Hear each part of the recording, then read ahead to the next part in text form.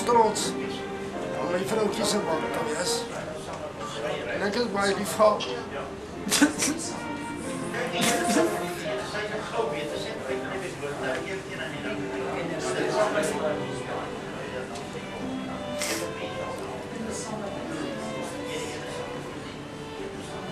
Hierdie is my wonderlike dag. Om die dag saam met my hele skoon familie te deel. En selfs so liewe man in my lewe te hê.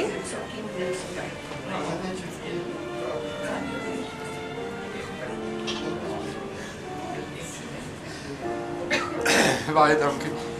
Vader, hier teenwoordig. En dankie aan ons hemelse Vader dat hy aan my gegee het. Ek waardeer dit. Dankie Jesus.